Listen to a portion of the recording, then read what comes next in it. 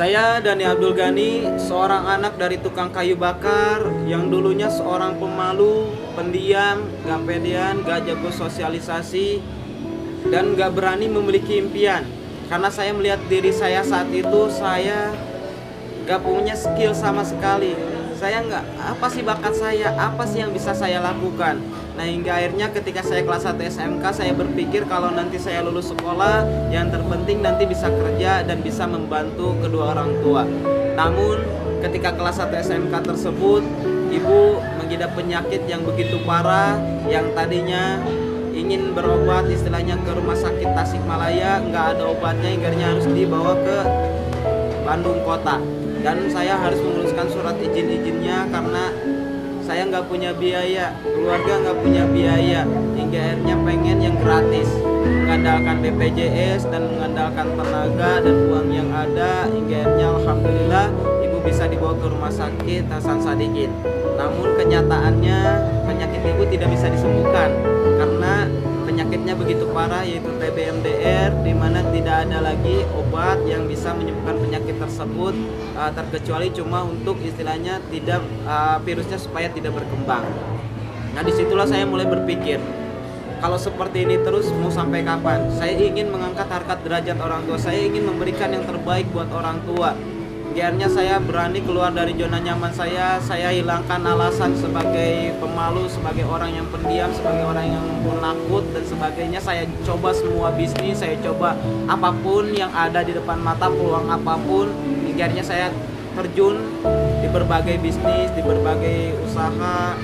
Namun apa yang terjadi, sekian tahun saya berjuang, mungkin sekitar 5 tahun, tapi yang terjadi saya malah minus. Di usia 19 tahun minus saya sampai 400 juta. Nah, di situ saya sudah ngeluh, saya sudah down, saya sudah sempat putus asa, sempat mau bunuh diri, tapi saya ingat kembali orang yang saya sayangi, saya ingat kembali orang-orang yang saya cintai. Hingga akhirnya saya berjuang kembali dan alhamdulillah hutang demi satu persatu saya lunasi. Di tahun 2018 saya kenal dengan sosok wanita yang sangat luar biasa, hingga akhirnya saya bisa menikah dengan dia di tahun 2018 bulan September. Nah, 1 bulan setelahnya saya dikenalkan dengan bisnis yang sangat luar biasa yang akhirnya bisa merubah kehidupan saya 180 derajat, teman-teman. Nah, yaitu bisnis Eco-Resi. Nah, pertama dikenalkan bisnis ini, kondisi saya saat itu masih minus 70 juta. Baru menikah dan ibu kembali dibawa ke rumah sakit karena penyakitnya kambuh kembali. Nah, saat itu saya bingung, apa yang harus saya lakukan? Saya harus benar-benar serius jalankan Eco-Resi atau saya harus sama istri dan orang tua? Nah, tapi kalau misalkan saya ingin memberikan pengobatan yang terbaik buat orang tua, kalau misalkan saya ingin memberikan nafkah yang terbaik buat istri, kalau saya ingin memberikan yang terbaik buat adik-adik saya, maka saya nggak ada pilihan lain selain harus berjuang di bisnis ini. Karena kondisi saya kan lagi minus juga, saya nggak punya penghasilan. Maka dari itu saya fight gak bisa-bisa, saya tinggalkan istri di Wonosobo, saya tinggalkan ibu yang lagi di rumah sakit, terus kemudian saya berjuang habis-habisan bersama tim.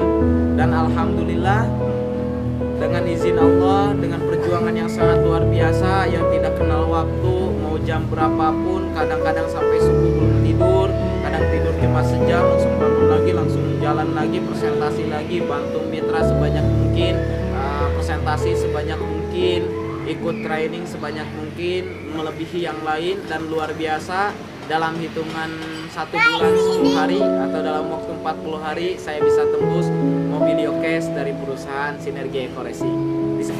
Namun hal yang istilahnya menyedihkan datang kembali 3 minggu kemudian setelah saya dapat mobilio cash, setelah saya ajak jalan-jalan, ibu meninggal dunia. Di situ saya sedih, di situ saya makin down karena motivasi utama saya jalankan bisnis Eco-Resi ini adalah untuk memberikan pengobatan yang terbaik. Tapi apa yang terjadi malah sebaliknya, saya ketika masih berjuang, ibu sudah meninggalkan saya di dunia ini. Akhirnya saya bingung apa yang harus saya lakukan, tapi saya kembali ingat orang-orang yang sudah memberikan harapan kepada saya. Terus kemudian saya kembali ingat ibu saya tidak akan bahagia di sana ketika saya hanya sedih, ketika saya hanya diam. Hingga saya bangkit kembali. Motivasi saya saat itu, saya ingin orang-orang yang istilahnya memiliki harapan yang terbaik. Saya ingin orang-orang yang memiliki keluarga, orang tua, mereka bisa membahagiakan keluarganya, bisa membahagiakan orang tuanya. Nah, mungkin itu akan menjadi pahala yang terbaik buat ibu di sana. Akhirnya saya fight lagi, hajar habis-habisan lagi, siang malam ya, terus tanpa lelah. Dan alhamdulillah 3 bulan pertama di bawah saya tercipta 2 unit Mobilio Cash. Dan berjuang lagi habis-habisan 5 bulan saya jalankan Eco Racing, saya tembus Pajero Sport, dan di bawah jaringan saya alhamdulillah lebih dari 6 unit Mobilio Cash tercipta. Saya berjuang terus-terusan, saya berharap lagi, habis-habisan lagi sama tim, berangkat sana, berangkat sini, tanpa mengenal waktu, tanpa mengenal lelah. Bahkan istri pun seringkali bentrok sama istri, karena saya seringkali meninggalkan istri, seringkali nggak ada kabar karena lagi berjuang. Dan alhamdulillah dalam waktu 8 bulan di bawah saya tembus 2 Pajero Sport, kemudian 13 unit Mobilio, dan sekitar 27 motor cash, dan alhamdulillah saya tembus rumah 1 miliar. Nah, saya berjuang lagi, akhirnya dalam waktu 1 tahun 1 bulan saat ini, luar biasa teman-teman semua.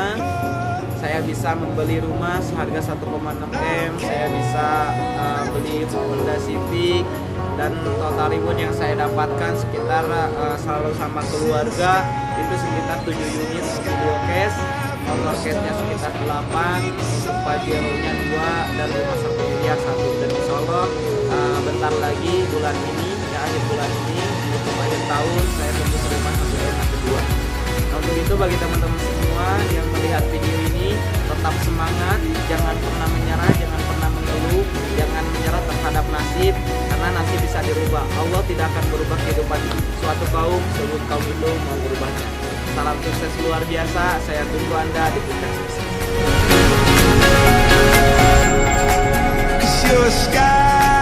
Cause you're a sky full of stars.